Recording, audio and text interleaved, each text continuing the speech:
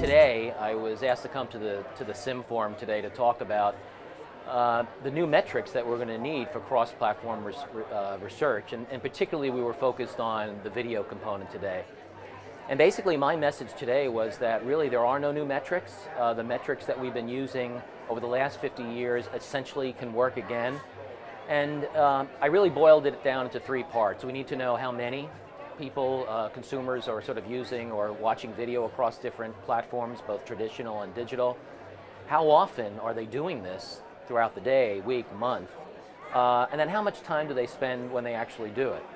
And the fundamental truth is that if we have those three components, those three variables, we can tease out, why a campaign is successful or not. From those, we can get unduplicated audience. We can get average audience so that we can compare both traditional and digital media at the same time. And it really is all about time.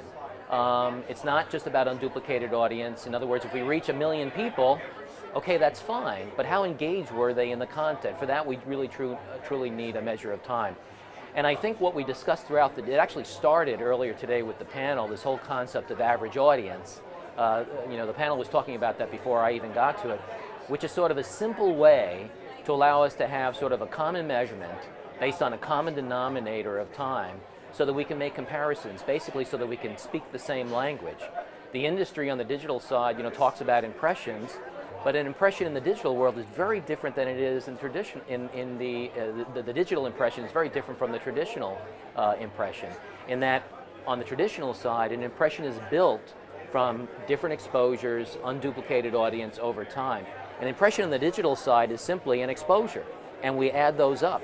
And once we add those up, though, we have no way of deconstructing of how we got there in the first place. Plus, we have no idea of who actually did the viewing. Were they male? Were they female? Were they young? Were they old? Were they even in this country? So those are the sort of the fundamentals that we need to make cross-platform work in the future. I can understand that the advertiser, the marketer, actually wants to get to the end result very, very quickly. They want to understand how valuable was that impression, how engaged was the audience, and did it cause them to consider their brand for a future purchase, and in fact, did it actually cause them to make that purchase?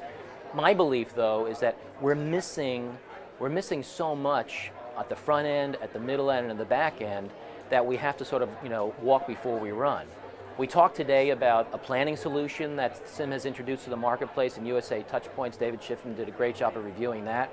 And that's, the consumer-centric view of how, consumers use media in the context of their day. We talked about, consumers are spending over 11 hours with media a day. We have to understand that better. And we also know that, the more media they use, the more time they spend with media, because they're using all of this media in what we call new markets of time, which I talked about as well. But what's the value of that to an advertiser?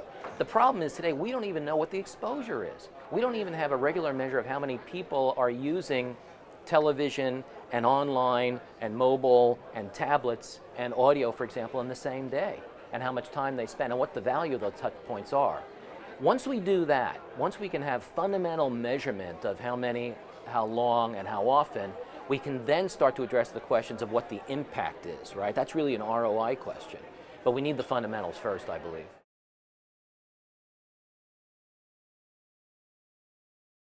Do we view the intermedia effects, in other words, how people use multiple platforms at ESPN, do we view that differently than the marketer does? And the answer is absolutely yes. And that's sort of the dilemma that we're facing today. I know a lot about my audience because I have a combination of syndicated research from companies like Nielsen and Comscore, but I also have proprietary analytics that only I have, that only I can measure from, companies like Omniture, which we use internally. But the marketer never sees that. We talked about the digital dilemma, the duplication dilemma, in that, media mix models that are supposed to account for that. In other words, if I were to advertise across 3 different platforms on ESPN, what is my unduplicated reach and what's the impact in terms of frequency? Well, those modelers don't have any reliable input data, so they're estimating what the duplication was. The point that I was making in one of my slides is that invariably they're wrong because they don't have the real data. And that's really what today was about. We have to take what we know at ESPN and scale that to the industry. We have to make that sort of common practice where the entire industry can share the same data and talk the same language. right? It increases the precision for us when we sell it. It increases the precision on the advertiser side when they're buying it and executing their integrated media campaigns. In terms of the impact of social television, we're very aware of it and we're very involved with it and we're embracing it.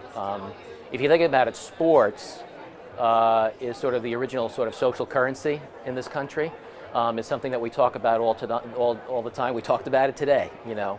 We talked about Jeremy Lin. We couldn't get away from it.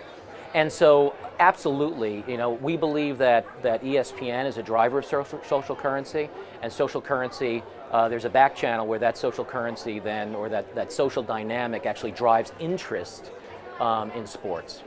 And so that's very, very powerful. So we're very, very serious about using social media to actually drive interest in consuming our media, but also as a touch point to the actual consumer out there, which I think is important. And then how does that translate to, how would you pitch this as a benefit to advertisers? Great question, and it goes beyond social media to actually word of mouth. So we are